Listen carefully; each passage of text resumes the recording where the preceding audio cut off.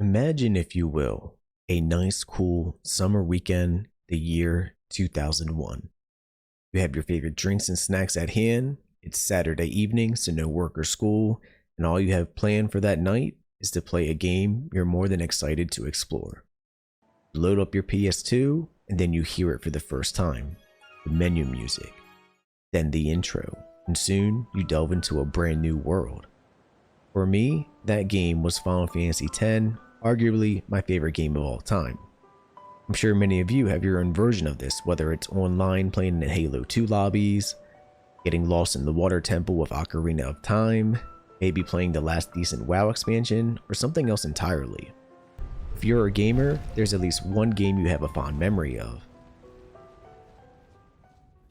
Now fast forward to February 2022.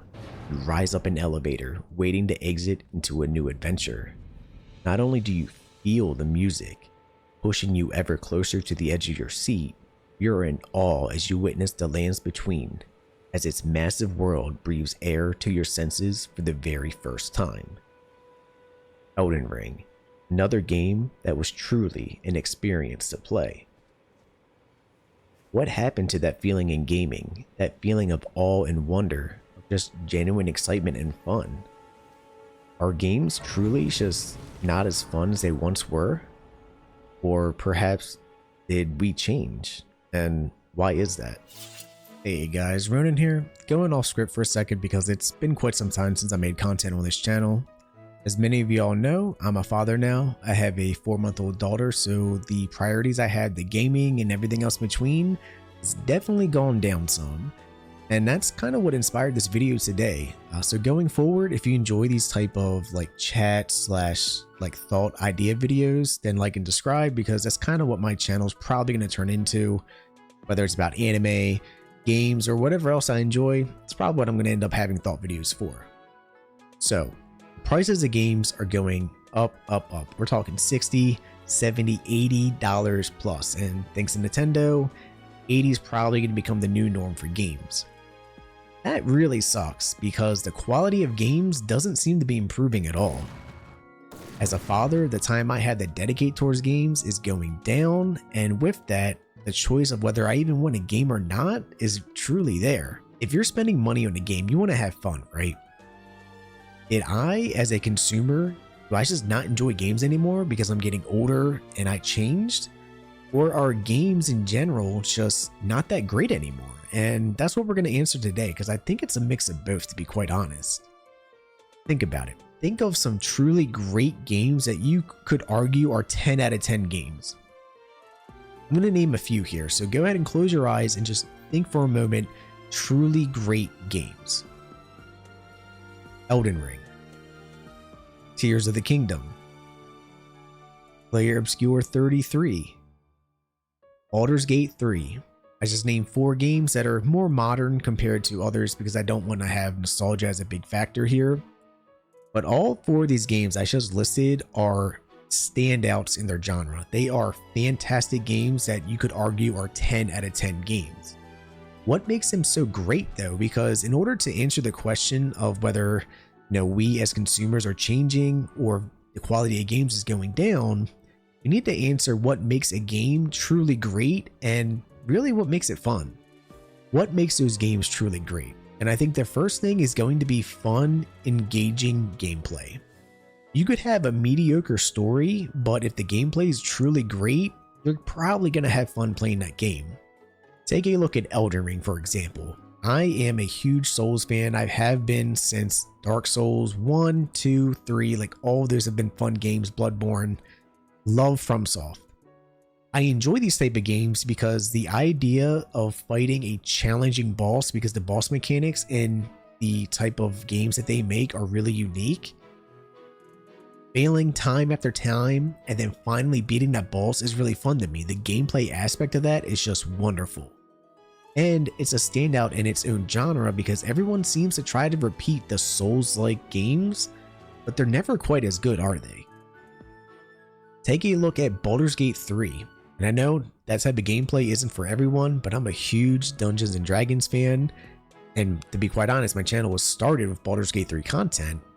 You could play that game 100 times over, and because of how much detail and dedication the developers put into that game, no run would be the same. It plays really fun, it's easy to understand, generally just a great game.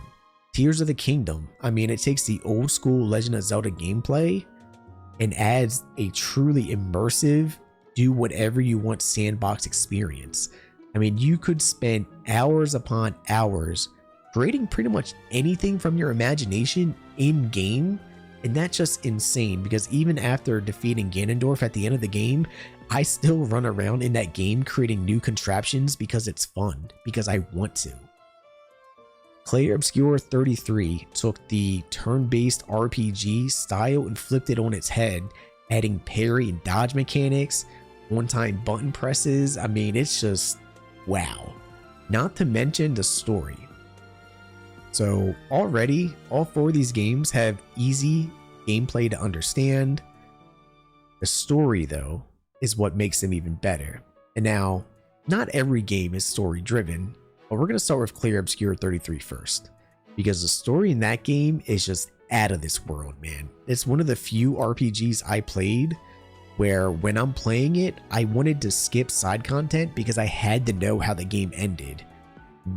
Very rarely does that happen because I'm the type of person that if I find a boss, I need to run the opposite direction because there might be an item I missed. This game pushed me to finish the story because it was so well written and so unique. Elden Ring, the story for that game and the lore is just fantastic, and I know not everyone is into the whole read item description thing in order to really find out story for the game.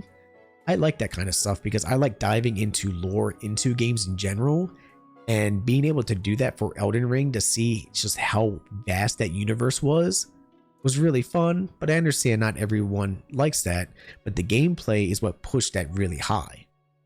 Baldur's Gate 3, I mean, I mentioned how you could play it 100 times over and have a different experience. There's so many choices that you have as a player that you have just is unreal. Like, there's so many outcomes, thousands upon thousands of things you can see different in that game. It's crazy. The only one storyline wise I think is super weak out of those 4 I labeled is probably Tears of the Kingdom. Story for that is okay, but the gameplay and sandbox aspect of it is huge.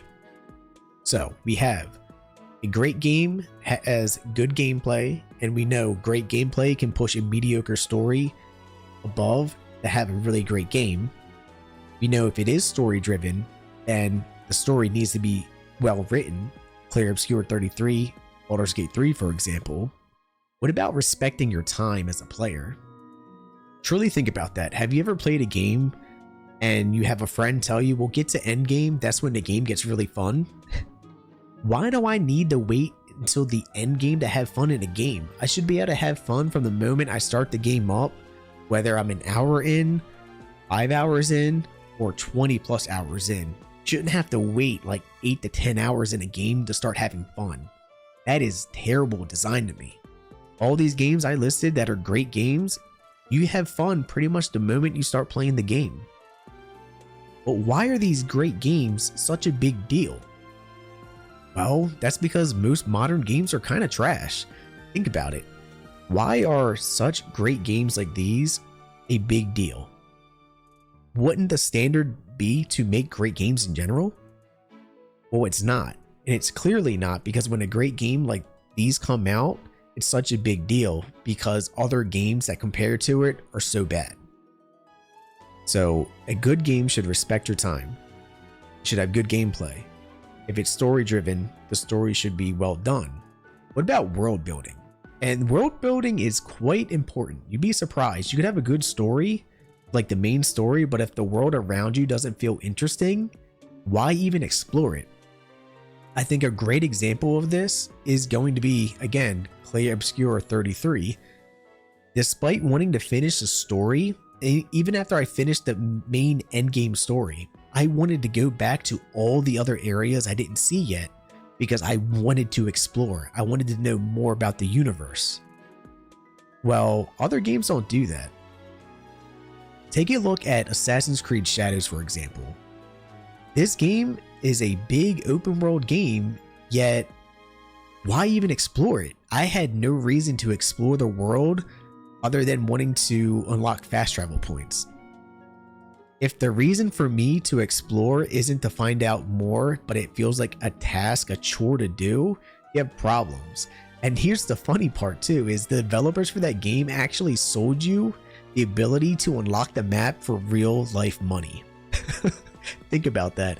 Instead of developing the game so it's fun to explore for the player to want to explore it, they can just sell you an item. They can just sell you the map. That's baffling to me.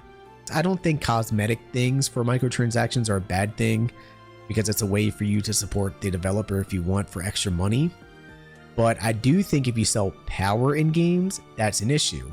Going back to Assassin's Creed, controversy aside of all the BS that happened before the release of that game, they sell you in-game weapons and armor that are powerful.